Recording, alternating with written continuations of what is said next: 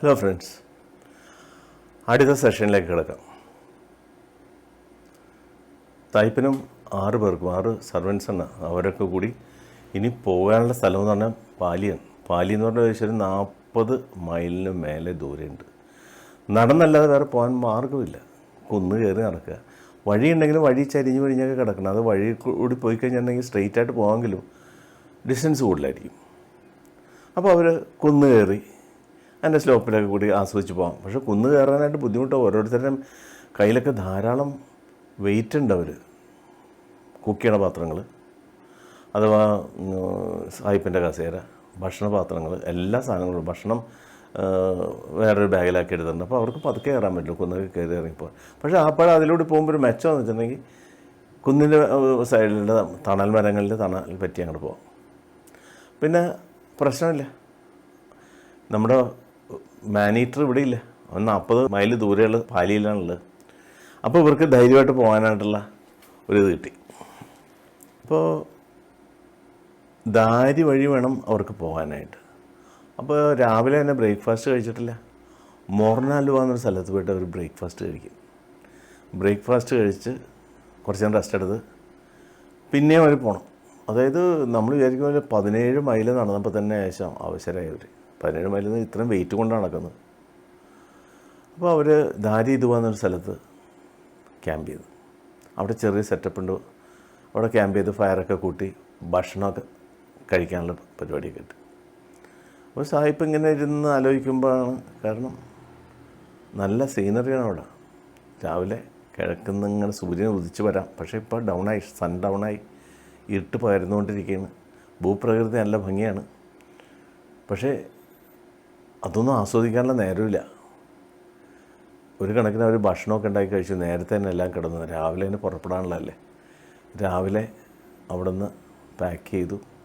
പിന്നെ ഒരു 26-27 മൈൽ പിന്നെ നടക്കണം. അപ്പോൾ അത് രാവിലെ തന്നെ പോയാലേ വൈകിട്ട്, അത് ഇരുട്ടിന് മുമ്പ് എത്തണം. പാലി എന്ന് പറഞ്ഞ ഒരു ഡേഞ്ചറസ് പ്ലേസാണ്. അവിടെ നമ്മുടെ മാനീറ്റർ ഉണ്ടെന്നുള്ളതാണ് വിശ്വാസം. അപ്പോൾ ഇരുട്ടിന് മുമ്പ് എത്തുക. ഈ ഈ കടുവ ഹണ്ടിങ് ആയതുകൊണ്ട് തന്നെ പകൽ കടുവ ആക്രമിക്കാനുള്ള ചാൻസുകളുണ്ട്, മനസ്സിലുണ്ട്. അപ്പോൾ അതുകൊണ്ട് വളരെ സൂക്ഷിച്ച് വേണം എത്താനായിട്ട്. പക്ഷേ ഇവർക്ക് ഈ പാലി എന്ന ഗ്രാമത്തിൽ ചെന്നാൽ ഒരു സേഫായിട്ട് സെറ്റിൽമെൻറ്റിൽ എത്താൻ പറ്റുള്ളൂ. അതുകൊണ്ട് അവർ സൂക്ഷിച്ചു. അപ്പോൾ പിന്നീടുള്ള യാത്ര കുറച്ചും കൂടി അപ്സ് ആൻഡ് ഡൗൺസ് കുറഞ്ഞ സ്ഥലത്തു കൂടി അവർ പോകണം. എന്നാലും വൈകിട്ട് ഒരു 5 മണിയോടെ ഇവർക്ക് പാലിയിലെത്താൻ പറ്റി. പാലിയിൽ എത്തുമ്പോഴുള്ള കാഴ്ച, പാലി ഗ്രാമത്തിൽ ഒറ്റ മനുഷ്യനില്ല. അപ്പോൾ കൂടെ ഉണ്ടായിരുന്നവർ പറഞ്ഞു, സാബ് ഇവിടെ ആരുമില്ല കേട്ടോ, ഒഴിഞ്ഞിടക്കാൻ മിക്കവാറും ഈ ടൈഗറെ പേടിച്ച് എല്ലാവരും പോയിട്ടുണ്ടാവും. അപ്പോൾ സാഹിബ് പറഞ്ഞു, അതിനെന്താ, നമ്മൾ പാലിയിലെ ജനങ്ങളെ കാണാനല്ലോ വന്ന്, ടൈഗർ ഹണ്ടി തന്നെ വന്ന്. അപ്പോൾ നമുക്ക് ടൈഗറിൻ്റെ പുറകെ നടക്കാം. പക്ഷേ നിങ്ങൾ ആദ്യം ഒരു കാര്യം ചെയ്യും, ചായയോ ഒക്കെ ഇടാനുള്ള, ചായ കാപ്പി ആകാനുള്ള, ഭക്ഷണം ഉണ്ടാക്കാനുള്ള പരിപാടി, ഫയർ കൂട്ടും. ഇവരുടെ മുറ്റത്ത് തന്നെ ഫയർ കൂട്ടും. ഇപ്പം തൽക്കാലം ആരുമില്ലല്ലോ. സായിപ്പെന്ന് പറഞ്ഞാൽ സായിപ്പിൻ്റെ കസേരയിൽ കുത്തിയിരിക്കുമ്പോൾ ഇവർ പതുക്കെ ഭക്ഷണം ഉണ്ടാക്കാനുള്ള പരിപാടി. അപ്പോൾ ചൂട് കാപ്പിയുടെ മണം ഒക്കെ വരുമ്പോഴേക്കും ഒരാൾ പെട്ടെന്ന് ഓടി വന്ന് സായിപ്പിനോട് പറഞ്ഞേ, സായിപ്പേ ഇവിടെ ആരൊക്കെയോ ഉണ്ട് കേട്ടോ. അതെന്താ അങ്ങനെ പറഞ്ഞതെന്ന് ചോദിച്ചു. അല്ല, ഒരു ജനലിൻ്റെ ഇടയിൽ കൂടി 2 കണ്ണുകൾ ഞാൻ കണ്ട്. അപ്പോൾ പേടിക്കണ്ട, നമ്മൾ നമ്മുടെ പണി ചെയ്താൽ മതി. അവരുണ്ടാകട്ടെ ഇല്ലാതിരിക്കട്ടെ, നമുക്ക് വിഷയമല്ല. പിന്നീട് ഒരു കോലാഹലങ്ങളൊക്കെ പറയും. ഭക്ഷണമൊക്കെ ശരിയായിട്ടുള്ള ഒറിജിനൽ ഭക്ഷണം, രാത്രിത്തേക്കുള്ള ഭക്ഷണം ഉണ്ടാക്കാൻ തുടങ്ങി കഴിഞ്ഞപ്പോൾ പെട്ടെന്നൊരു വാതിൽ തുറന്നിട്ട് ഒരാൾ ചാടി വന്നിട്ട് ചോദിച്ചു, നിങ്ങൾ എന്താണ് ഈ കാണിക്കുന്നത് ഇവിടെ? നിങ്ങൾക്കൊന്നും അറിയില്ലേ, ഈ വഴി കൂടി, ഈ മുമ്പിൽ കാണുന്ന വഴി കൂടിയാണ് സാധാരണ കടുവ നടക്കുന്നത്. വൈകിട്ട് 5 മണി കഴിഞ്ഞാൽ പിന്നെ ഞങ്ങൾ വാതിൽ തുറക്കാറില്ല. ഇന്ന് തന്നെ 3 പ്രാവശ്യം അതിൻ്റെ അലർച്ച കേട്ട്. ഇന്നലെയൊക്കെ ഉണ്ടായിരുന്നു, ഇന്ന് രാവിലെ കേട്ടു, 2 അലർച്ച കേട്ടു. അതുകൊണ്ട് ഭയങ്കര അപകടമാണ്, നമുക്കിവിടെ നിൽക്കണ്ട, നിങ്ങളിവിടെ നിൽക്കണ്ട, നിങ്ങൾ വലിയ പ്രശ്നമാണ്, നിങ്ങൾ എന്താണ് ഞങ്ങളുടെ മുറ്റത്ത് കാണിക്കണമെന്ന് ചോദിച്ചു. അപ്പോൾ കൂടെയുള്ളവർ, അത് നിങ്ങൾ കിടന്ന് വിഷമിക്കണ്ട, ആ പുലിനെ കൊല്ലാൻ വേണ്ടി, ടൈഗറെ കൊല്ലാൻ വേണ്ടിയാണ് നമ്മുടെ സായിപ്പ് വന്നെങ്കിൽ, സായിപ്പിരിക്കുന്നുണ്ടില്ലേ. അപ്പോഴാണ് അവർ സായിപ്പിനെ നോട്ടീസ് ചെയ്ത്. അവർ പറഞ്ഞു, സാർ ഞങ്ങൾ വല്ലാത്ത അവസ്ഥയിലാണ്, ഇങ്ങനെ പേടിച്ച് കഴിയാൻ. വീട്ടിൻ്റെ ഉള്ളിലൊക്കെ നിറയെ ആൾക്കാരുണ്ട്. ഇങ്ങനെ പറഞ്ഞുകൊണ്ടിരിക്കുമ്പോൾ വീടിൻ്റെ എല്ലാ വാതിലുകളും പതുക്കെ പതുക്കെ തുറന്ന് ജനലൊക്കെ തുറന്ന് ആൾക്കാർ പുറത്തിറങ്ങി. എന്താണ് ഇവിടെ ചെയ്യേണ്ടത്? തീ കൂട്ടി കുറേ ആൾക്കാർ വന്നിരിക്കുന്നു. അപ്പോൾ ഇവരുണ്ടാക്കുന്ന ഭക്ഷണം കുറച്ചൊക്കെ അവർക്ക് കൊടുത്ത് അവർ വളരെ ആർത്തിയോടെ അത് ഭക്ഷിച്ച്. കാരണം അവർക്ക് ഭക്ഷണം പോലും പുറത്തുപോയി എടുക്കാൻ പറ്റാത്ത വിധത്തിൽ അവർ പേടിച്ചിരിക്കുകയാണ്. അപ്പോൾ സാഹിബ് ചോദിച്ചു, ഇവിടെ നിന്നല്ലേ ഒരു സ്ത്രീയെ കൊണ്ടുപോയത്? അതെ, ഈ ഗ്രാമത്തിൽ നിന്ന് തന്നെ കൊണ്ടുപോയത്. ഞങ്ങൾക്ക് അതിൻ്റെ പേടി ഇപ്പോഴും വിട്ടുമാറിയിട്ടില്ല. ഞങ്ങളുടെ കൺമുമ്പിൽ വെച്ചാൽ സംഭവിച്ചത്. അപ്പോൾ കോൺവെർസേഷനൊക്കെ കുറച്ചും കഴിയുമ്പോൾ അവർ ഫ്രണ്ട്ലി ആയി. അവർ പറഞ്ഞ്, ഞങ്ങൾ നിങ്ങൾക്ക് വേണ്ടി ഒരു മുറി ഒഴിഞ്ഞു തരാം, നിങ്ങൾ അതിൽ കിടന്നോ. ബാക്കിയുള്ളവരെല്ലാം കൂടി ഞങ്ങളെല്ലാം കൂടി വേറൊരു വീട്ടിലേക്ക് മാറി. വീട് എന്ന് പറഞ്ഞാൽ ചെറിയ മുറികളാണ്. അപ്പോൾ സായിപ്പിന് വേണ്ടി ഒരു മുറിയെ നോക്കിക്കഴിഞ്ഞപ്പോൾ സായിപ്പ് നോക്കി അപ്പുറത്തെ ജനലിലേക്ക് നോക്കിയപ്പോൾ ഇവിടെ സാനിറ്റേഷൻ നടക്കുന്ന അപ്പുറത്താണ് ഇവരുടെ ടോയ്ലറ്റിൽ നിന്ന് ആക്ച്വലി ടോയ്ലറ്റിലൊക്കെ അവർ ടൈഗറെ പിടിച്ച് അവർ ദൂരെ പോകാറില്ല. അവരിവിടെ തന്നെ അത്യാവശ്യം മുറ്റത്തങ്ങ് ഇറങ്ങി കാര്യം സാഹചര്യം ചാടിക്കയറും. അപ്പോൾ അതിൻ്റെ 5 ദിവസമായിട്ടുള്ള അവരുടെ സാനിറ്റേഷൻ വളരെ മോശമായിട്ട് കിടക്കുകയാണ്. എല്ലാവരും ഒരു 50 പേരോളം ഉണ്ട്, കുട്ടികളും പെണ്ണുങ്ങളും അടക്കം ഒരു 50 പേരുള്ളൊരു ഗ്രൂപ്പാണ് ഈ പാലി എന്ന ഗ്രാമത്തിലെ ചെറിയൊരു ക്ലസ്റ്ററാണ് ഈ പറഞ്ഞത്. അപ്പോൾ സാഹിബ് പറഞ്ഞു, എനിക്കവിടെ കിടക്കാൻ പറ്റില്ല, ഭയങ്കര രൂക്ഷമായ മണം. ഞാനൊരു കാര്യം, ഞാൻ പുറത്തിരിക്കാമെന്ന് പറഞ്ഞു. അപ്പോൾ ഗ്രാമമുഖ്യം പറഞ്ഞു, അയ്യോ പുറത്തിരുന്നാൽ ശരിയാവില്ല, കാരണം ഏത് സമയത്തും കടുവ വരും, ഞങ്ങളെ രക്ഷിക്കാൻ വന്നിട്ട് സാഹിബിന് പ്രശ്നം സംഭവിക്കരുത്, അതുകൊണ്ട് സാഹിബ് എന്തായാലും ഉള്ളിക്കട. സാഹിബ് പറഞ്ഞു, നിങ്ങൾ എന്തായാലും പേടിക്കണ്ട, ഞാൻ എൻ്റെ കാര്യം നോക്കിക്കോളാം, നിങ്ങൾ ഇപ്പോൾ എൻ്റെ കയ്യിൽ തോക്കുണ്ട്, ഞാൻ നോക്കിക്കോളാം എന്നൊക്കെ പറഞ്ഞ് വളരെയധികം നിർബന്ധിച്ച് കഴിഞ്ഞപ്പോൾ അവർ ഗ്രാമമുഖ്യൻ ഒക്കെ നമ്മുടെ ബാക്കിയുള്ള എല്ലാവരും ഭക്ഷണത്തിന് ഒരു 7 മണിയായപ്പോൾ കയറി വാതിലടച്ച് ഇരുട്ടായി. സായിപ്പാണെങ്കിൽ അവിടെ ഒരു പൈൻ മരമുണ്ട്, ആ പൈൻ മരത്തെ ചാരി ഒരു തുണിയൊക്കെ ഇട്ട് ഒരു പില്ലോ ഒക്കെ പുറകിൽ വെച്ച് തലയിൽ ഹാറ്റൊക്കെ വെച്ച് ഇങ്ങനെ ഇരിക്കും. അപ്പോൾ ഉള്ള കാഴ്ച തന്നെയാണെങ്കിൽ സായിപ്പിന് നേരെ നോക്കിയ റോഡ് ഇങ്ങനെ ദൂരെ വരെ കാണാം. ഇപ്പോൾ സായിപ്പ് ആലോചിക്കും, ഞാൻ ഇതേപോലെ ഒരു ഹണ്ടിങ്ങിന് പോയിട്ടില്ല. കാരണം ഒന്നില്ലെങ്കിൽ ഏതെങ്കിലും മരത്തിൻ്റെ മേലെ അല്ലെങ്കിൽ പാറയുടെ മേലെ അല്ലെങ്കിൽ വളരെ സേഫായിട്ടുള്ള സ്ഥലത്താണ് ഇരുന്നിട്ട് ഹണ്ട് ചെയ്യാറുള്ളൂ. ഇതിപ്പോൾ നോക്കി കടുവ എന്നെ നോക്കി നേരെ നോക്കി നിൽക്കും. അവിടെ നിന്ന് ഇങ്ങോട്ട് വന്നു കഴിഞ്ഞാൽ കാണാം, ഇവിടെ നിന്ന് അങ്ങോട്ട് പോയാൽ കാണാൻ പറ്റണമെന്നില്ല, അല്ലെങ്കിൽ പുറയിൽ നിന്ന് വന്നാലും കാണില്ല. പക്ഷേ പുറയിൽ ആപ്പാട്ട് തടയുള്ള വലിയൊരു പൈൻമരമുണ്ട്. പൈൻമരത്തിൽ നിന്ന് പെട്ടെന്നൊരു ആക്രമണം ഉണ്ടാവില്ല. കൈയും കാലൊക്കെ മൂടി ഇങ്ങനെ റെഡിയായിട്ടിരിക്കും. കുറച്ച് കഴിഞ്ഞപ്പോഴേക്കും മൂൺ ലൈറ്റ് വളരെ വിസ്തൃതമായിട്ട് വന്ന് ആ പ്രദേശമാകെ നല്ല മൂൺ ലൈറ്റായി. അപ്പോൾ ദൂരെ വഴി ഇങ്ങനെ കിടക്കുന്നത് ഇദ്ദേഹത്തിന് കാണാം. കുറച്ച് കഴിയുമ്പോൾ ഉറക്കവും വരുന്നുണ്ട്, പക്ഷേ എന്നാലും ഉറങ്ങാൻ പാടില്ല. കടുവ വന്നു കഴിഞ്ഞാൽ എന്ത് ചെയ്യും? കാരണം കടുവയുടെ മുമ്പിൽ ആക്ച്വലി സായിപ്പ് ഒരു സിറ്റിംഗ് ടാർഗറ്റായിട്ട് മാറും. അതുകൊണ്ട് വളരെ കരുതലോടെ ഇരിക്കാൻ. അപ്പോൾ നോക്കുമ്പോൾ ദൂരെ നിന്നൊരു സ്പോട്ട് വരും. സ്പോട്ട് എന്ന് പറഞ്ഞാൽ ഈ മരങ്ങളുടെ ഷെയ്ഡ് റോട്ടിൽ വീഴാൻ തുടങ്ങി. പടിഞ്ഞാറ് വശത്തുള്ള അത് കിഴക്കോട്ട് ഷെയ്ഡ് വീഴുന്നു. അതായത് 12 മണി കഴിഞ്ഞ് 1 മണി കഴിഞ്ഞ്. അപ്പോൾ ദൂരെ സ്പോട്ട് വരും. അപ്പോൾ സായിപ്പിന് വെച്ചാൽ അത് കടുവയാണോ? കുറച്ച് നേരം നോക്കുമ്പോൾ അത് അനങ്ങണ പോലെ തോന്നി. കടുവയായിരിക്കും. കുറച്ചും കൂടി ശ്രദ്ധിച്ച് നോക്കിക്കഴിഞ്ഞപ്പോൾ പക്ഷേ ഒന്നുമല്ല, കടുവയല്ല. നമുക്ക് തോന്നുന്നു അത് തന്നെ നനച്ചിരുന്ന വരുന്നതല്ല അവനൊന്നും തോന്നുന്നില്ല. ആ ഒരു പ്രഹേളികയിലായിപ്പോയി സായിപ്പ്. 2 പ്രാവശ്യം അങ്ങനെ നോക്കിയപ്പോൾ മനസ്സിലായി, ഇത് മനസ്സ് നമ്മളെ ചതിക്കും. നമ്മൾ ഒന്നിനെ തന്നെ പ്രതീക്ഷിച്ചിരിക്കുന്നു, അഥവാ ചെറിയ തോതിൽ ഭയപ്പാടോടെ ഇരിക്കുന്നു. ഈ ഉറക്കം ആരംഭിച്ചു കഴിഞ്ഞാൽ അത് പ്രശ്നം ഉണ്ടാകുമെന്ന സംശയം. പക്ഷേ കുറേ നേരം കഴിഞ്ഞപ്പോഴേക്കും നിഴലിൻ്റെ നീളം കൂടി വന്നു. ചന്ദ്രൻ പടിഞ്ഞാറേക്ക് അസ്തമിക്കാൻ തുടങ്ങി.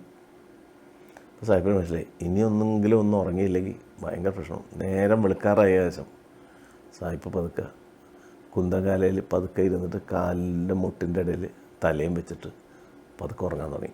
മേത്തൊക്കെ ഷോൾ കൊണ്ട് പൊറിച്ച്, കാരണം അവിടെ നല്ല തണുപ്പാണ്. പൊതിച്ചിരിക്കും. 6 മണിയായപ്പോൾ തന്നെ സാഹിബിൻ്റെ സർവൻസ് എല്ലാം ചാടി പുറത്തിറങ്ങി. അവർക്കെല്ലാം ഭയം സായിപ്പ് ഉണ്ടാവുമെന്ന്. അപ്പോഴാണ് അവർ പറഞ്ഞത്, ഇന്നലെ ഇവിടെ മുഴുവൻ ഡിസ്കഷൻ ആയിരുന്നു, നേരം വിളിക്കുമ്പോൾ സായിപ്പിനെ കൊണ്ടുപോകും കേട്ടോ, നമ്മൾ പ്രശ്നത്തിലാണ്. കാരണം അത്രയും എക്സ്പോസ്ഡായിട്ട് ആരും ഇരിക്കാറില്ല, സായിപ്പിനെ നഷ്ടപ്പെടുമെന്നൊരു ഭയം അവർക്കുണ്ടാവും. ഇപ്പോൾ രാവിലെ സർവൻസ് ഇറങ്ങിക്കഴിഞ്ഞോടെ സായിപ്പിൻ്റെ ഒരു മുറിയിൽ അവിടെ കർട്ടനൊക്കെ ഇട്ടിട്ട് സായിപ്പ് അവിടെ കിടന്നുറങ്ങി. രാവിലെ 10 മണിയായപ്പോഴേക്കും എല്ലാവരും ഉഷാറായി, ചെറിയ ബ്രേക്ക്ഫാസ്റ്റൊക്കെ ഉണ്ടാക്കി. 10 മണിയായപ്പോൾ സായിപ്പ് എണീറ്റിട്ട് ചോദിച്ച്, എവിടെയാണ് ഈ പ്രശ്നം ഉണ്ടായത്? അപ്പോൾ ഓരോരുത്തർ പറയാൻ തുടങ്ങി, ഇവിടെ അങ്ങോട്ട് പോകുമ്പോഴുള്ള സ്ഥലത്താണ്, പക്ഷേ ഞങ്ങൾക്ക് അങ്ങോട്ട് വരെ ഒന്ന് കാണിക്കാനായിട്ട് ചിലർക്ക് ഭയം. അത് കൂടെ ഉണ്ടായിരുന്ന പെണ്ണുങ്ങളാണ്, അവർക്ക് വരാനായിട്ടൊരു ഭയം. അപ്പോൾ ആണുങ്ങൾ പറഞ്ഞു, ഞങ്ങൾ വരാം, ഞങ്ങളതിൻ്റെ രംഗങ്ങളൊക്കെ ഏകദേശം ദൂരെ നിന്നാണെങ്കിൽ ആ സ്പോട്ട് കണ്ടിട്ടുണ്ട്. ഇപ്പോൾ രാവിലെ ഭക്ഷണമൊക്കെ കഴിച്ചിട്ട് സായിപ്പ് നേരെ ഈ പറഞ്ഞ സ്പോട്ടിലേക്ക് ഈ 3-4 ആൾക്കാരെ വിളിച്ചുകൊണ്ട് നടന്നു. പെണ്ണിനെ പിടിച്ചുകൊണ്ടുപോയ സ്ഥലം കാണാൻ വേണ്ടിയാണ് സായിപ്പ് പോകുന്നത്. അവിടെ ചെല്ലുകയെന്ന് വെച്ചാൽ ഒരു അപ്പുറം ഒരു വയലാണ്. വയലെന്ന് പറഞ്ഞാൽ ചോളത്തിൻ്റെ വയൽ. ഈ വയലിൻ്റെ നടുക്കൂടി കിടക്കുന്ന ഒരു 10 അടി വീതിയുള്ള വഴിയായിരിക്കും. കഷ്ടി ഒരു 10 അടി ഉണ്ടാവുള്ളൂ. അവിടെ എത്തുമ്പോൾ സ്പോട്ടിൽ ചെല്ലുമ്പോൾ ഒരു റേസ്ഡ് ആയിട്ടുള്ളൊരു ഭൂമിയാണ്, ഒരു 4 അടി പൊക്കത്തിലുള്ള വഴി. അതിലേക്ക് ചരിഞ്ഞ് കിടക്കുന്ന പ്രതലമാണ്. അവിടെ കയറി കഴിഞ്ഞാൽ പിന്നെ കാടെന്ന് പറഞ്ഞാൽ ഒരു 50 അടി 60 അടി വീതിയിൽ കാട് കിടക്കുക, ചെറിയ കാട്. അതുമേലുള്ള ഈ പൈനിലെ മരത്തിൻ്റെ ഇല വെട്ടാനാണ് പെണ്ണുങ്ങൾ പോണത്. അപ്പോൾ ഇഷ്ടംപോലെ പൈൻ മരങ്ങളുണ്ട് അവിടെ. അവിടെ ചെല്ലുമ്പോൾ ചെറിയൊരു തിക്കായിട്ടുള്ള മരങ്ങളൊക്കെ ഉണ്ട്. അവിടെ ചെന്ന് നോക്കി കൂടെയുള്ളവർ ആ മരം കാണിച്ചു തന്നത് ഈ മരത്തിന്മേലുള്ള ഇല വെട്ടുമ്പോഴാണ് പിടിച്ചുകൊണ്ട് പോയത്. അപ്പോൾ നോക്കുമ്പോൾ അവിടെ ഇഷ്ടംപോലെ മരങ്ങളുണ്ട്. അപ്പോൾ കൂടെയുള്ളവർ പറഞ്ഞ്, ഇത് മാത്രമല്ല, അന്ന് 20 പെണ്ണുങ്ങൾ കൂടെ വന്നിട്ടാണ് ഈ ഇല വെട്ടാൻ വരുന്നത്. കാരണം പെണ്ണുങ്ങളുടെ ഉത്തരവാദിത്തമാണ് ഇവരുടെ കൂടെയുള്ള കാറ്റിൽസിനെ നോക്കണതും അവർക്ക് ഫീഡ് ചെയ്യണതും അവരെ കറന്നെടുക്കുന്നതൊക്കെ പെണ്ണുങ്ങളുടെ ഉത്തരവാദിത്തം. ഒരു ഗ്രാമത്തിൽ കുറേ പേർക്കൊക്കെ ഇത് അവരുടെ ഏറ്റവും വലിയ സ്വത്ത് എന്ന് പറഞ്ഞാൽ കാറ്റിലാണ്. കാറ്റിൽ നിന്ന് കിട്ടുന്ന പാല് അത് വെണ്ണയാക്കും, തൈരാക്കും, അങ്ങനെയൊക്കെ ആയിട്ട് ഉള്ള ജീവിതമാണ്. ഈ പ്രോസസ്സ്, അതായത് ഇതിന് ഫീഡ് ചെയ്യാൻ വേണ്ടി ഇല വെട്ടുക എന്ന് പറഞ്ഞാൽ അവർ ആഴ്ചയിൽ ഒരിക്കൽ പോയിട്ട് 20 പേരും കൂടി വെട്ടിക്കഴിഞ്ഞിട്ടുണ്ടെങ്കിൽ ഒരാഴ്ചത്തേക്കുള്ള ഭക്ഷണം, പശുക്കൾക്കുള്ള ഭക്ഷണങ്ങൾ കിട്ടും. ഇല ഒറ്റ പ്രാവശ്യം പോകുള്ളവർ. കാരണം അവർക്കും ഒരു ഭയമുണ്ട്, കുറച്ച് ദൂരെ പോയിട്ട് വെട്ടാൻ. ആണുങ്ങൾ ആ സമയത്ത് കൃഷി ചെയ്യാനൊക്കെ ആയിട്ട് പോകുമ്പോൾ കുറച്ചും കൂടി ഹാർഡ് വർക്കിംഗ് ആയിട്ടുള്ള ജോലികളൊക്കെ ആണുങ്ങളെടുക്കും. ഇവരിങ്ങനെ തൂപ്പ് വെട്ടണമെന്നാണ് പറയുന്നത്. നമ്മൾ തൂപ്പെന്ന് പറഞ്ഞത് തൂപ്പ് വെട്ടാൻ വേണ്ടി പോയി നിൽക്കുമ്പോൾ എല്ലാവരും ഓരോരോ മരത്തിൽ കയറി. ഒരു മരത്തിൽ 2-3 ആൾക്കാർ കയറും, അവർക്ക് ആവശ്യമുള്ള ഇല വെട്ടും. വലിയ മരമാണ്. അപ്പോൾ ഇതിൻ്റെ ബ്രാഞ്ചസൊക്കെ ഇങ്ങനെ നിൽക്കുന്നതുകൊണ്ട് ചവിട്ടി കയറാനൊക്കെ എളുപ്പമുണ്ട്. വെട്ടിക്കൊഴിയുമ്പോൾ ലാസ്റ്റ് ഒരു പെണ്ണ് പറഞ്ഞേ, ഞാനും കയറി വെട്ടാന്ന് പറഞ്ഞിട്ട് അവളും കയറി. അവൾ അധികം പൊക്കത്തിൽ കയറിയില്ല. ബാക്കിയുള്ളവരൊക്കെ കുറച്ചും കൂടി മേലെ കയറി വെട്ടും. കുറച്ച് കഴിയുമ്പോൾ പെണ്ണ് പറഞ്ഞേ, ഞാനെന്നാ ഇറങ്ങാൻ പോവുകയാണ് കേട്ടാന്ന് പറഞ്ഞു. അപ്പോൾ മേലുള്ളവർ പറഞ്ഞു അവളുടെ ഫ്രണ്ട്സാണ് പറഞ്ഞത്, അന്ന് ഇറങ്ങിക്കോളൂ എന്ന് പറഞ്ഞു. ഇറങ്ങാനായിട്ട് അടിയിലെ ബ്രാഞ്ചിൽ കാലെടുത്ത് വെച്ചതും പെട്ടെന്ന് കടുവ വന്നിട്ട് ഇവളുടെ കാലെ പിടിച്ച് ഒരിക്കലും ഈ 20 പേരും കൂടി ഒന്നിച്ച് ഷൗട്ട് ചെയ്ത്. പക്ഷെ കടുവ വിട്ടില്ല, വലിച്ച് താഴെ ഇട്ടെന്ന് മാത്രമല്ല, നിലത്ത് വീണ് കരയുന്ന പെണ്ണിൻ്റെ കഴുത്തിന് കയറി പിടിച്ച്. അതോടെ പെണ്ണിൻ്റെ കരച്ചിൽ നിന്ന് പോയി. ശരിക്കും മുറുമുറുക്കിൽ മാത്രമായി പോയി.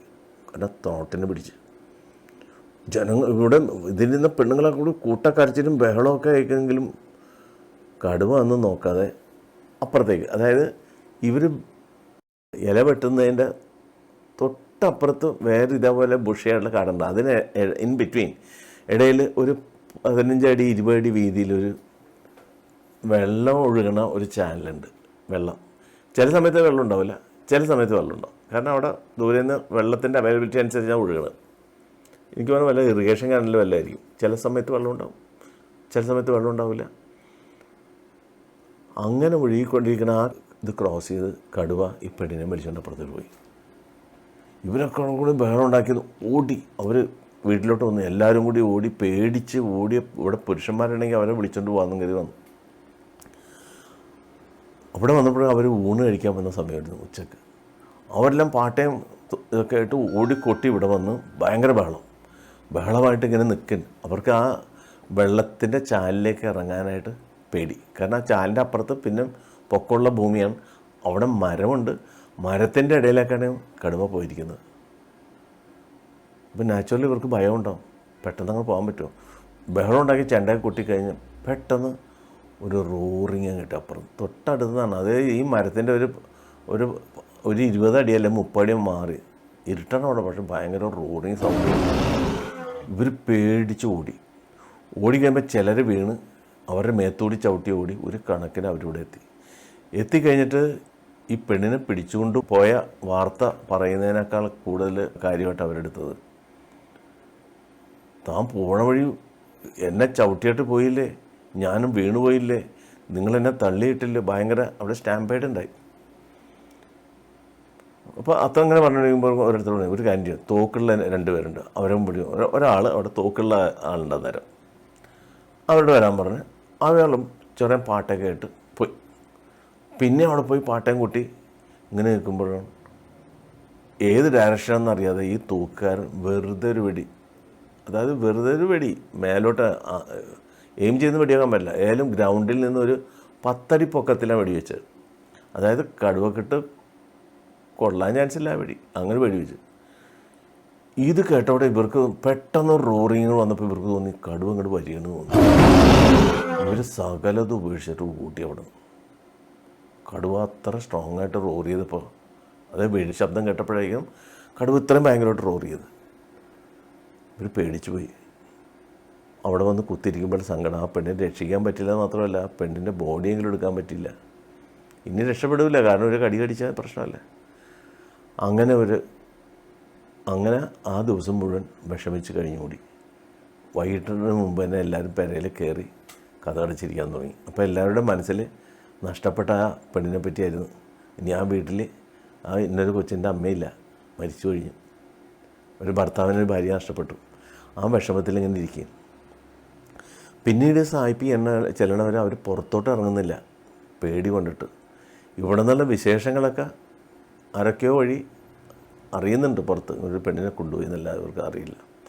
ഇതാണ് സംഭവം ഉണ്ടായെന്ന് പറഞ്ഞു.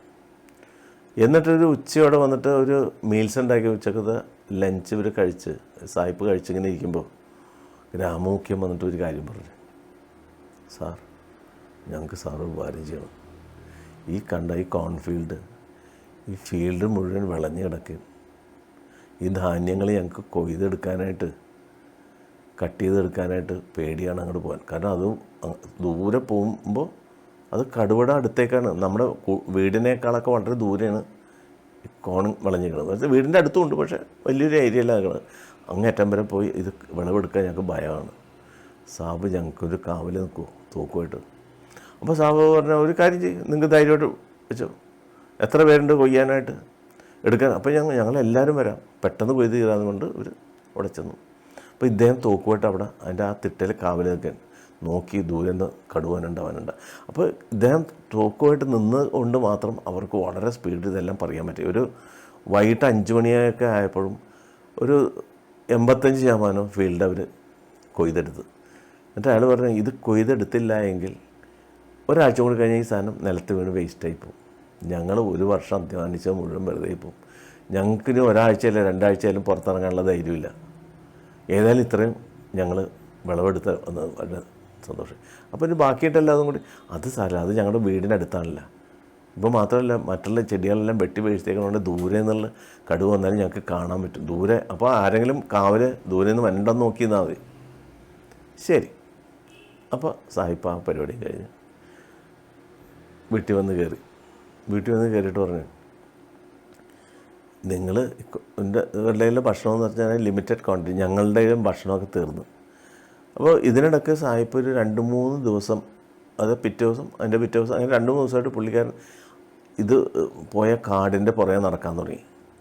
നടക്കാനുള്ള ശ്രമത്തിനിടയിൽ ഇദ്ദേഹം പറഞ്ഞു, ഞാൻ ഇനി ഈ കാട്ടിലേക്ക് കയറി കിടക്കാൻ പോകുന്നു, എവിടെയെങ്കിലും കടുവ ഉണ്ടെങ്കിൽ ഞാൻ പിടിച്ചോളാം, എൻ്റെ കൂടെ ആരും വരണമെന്നൊന്നും നിർബന്ധമൊന്നുമില്ല, ഞാൻ നോക്കിക്കോളാമെന്ന് പറഞ്ഞു.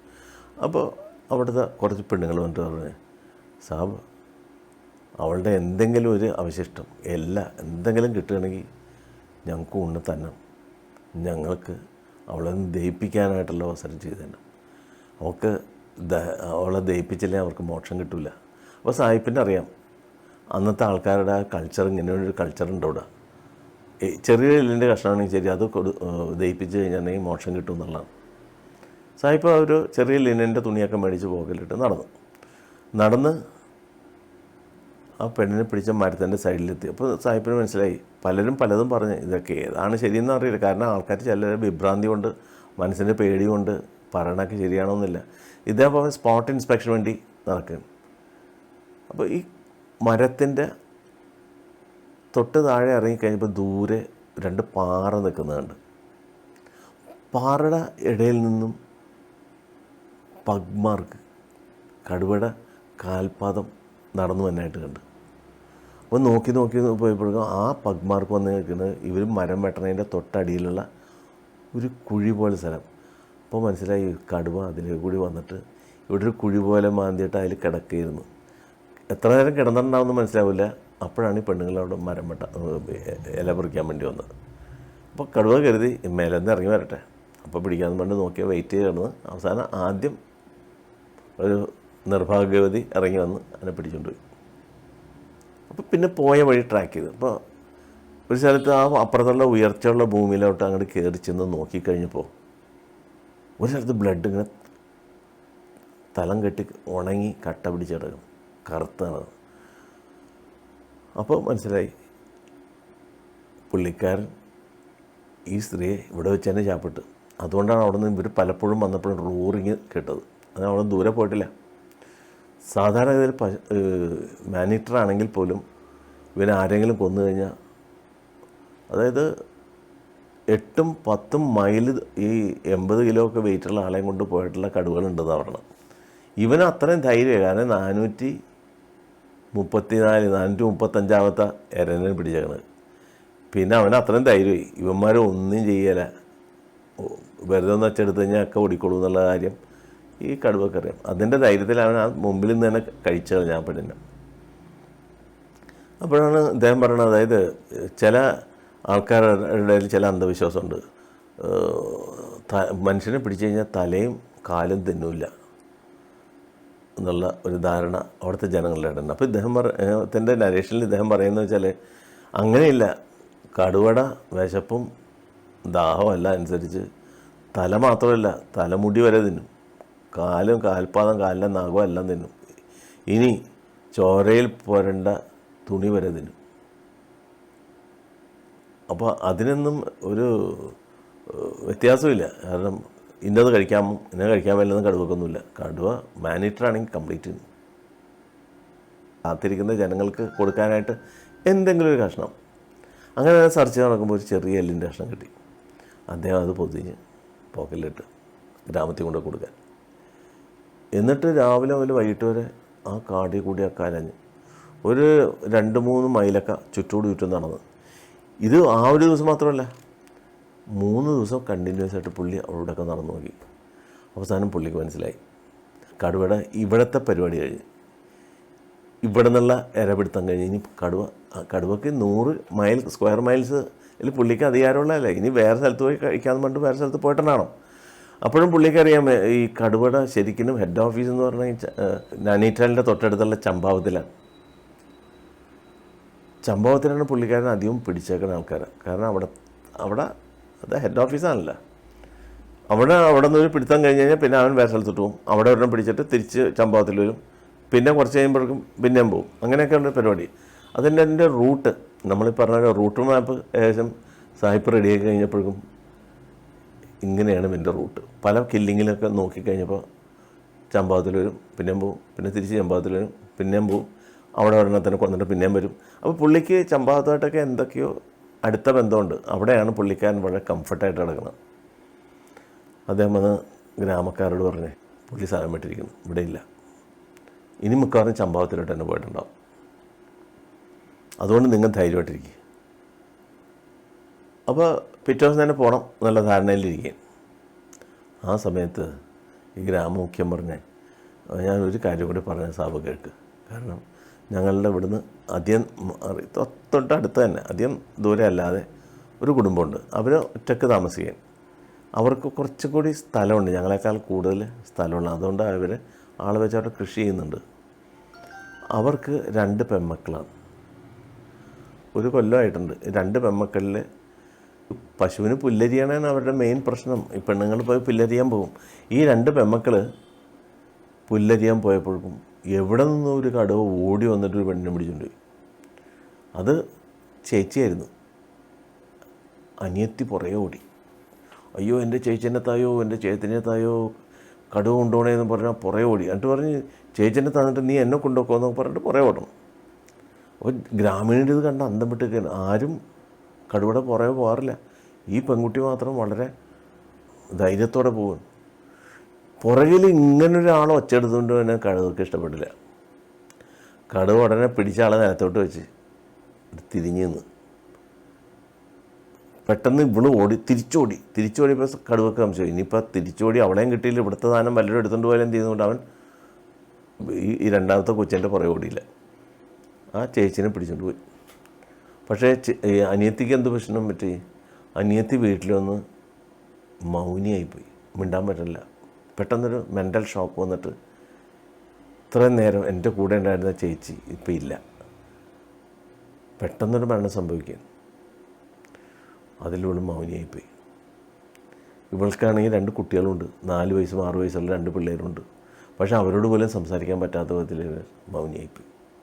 അപ്പോൾ ഇത് കേട്ടപ്പോൾ സായിപ്പ് പറഞ്ഞു, ഞാനെന്നാൽ അവരെ പോയിന്ന് കാണാം, ഇത്രയും ദുഃഖം അനുഭവിക്കുന്നൊരു പെണ്ണിനെ നമുക്കൊന്ന് കണ്ടേക്കാമെന്ന് ഇദ്ദേഹം അവിടെ ചെന്ന് സാഹിബിനെ കണ്ടപ്പോൾ ഈ പെണ്ണിന് ഒരു നിർവികാരത ഉണ്ടായത്.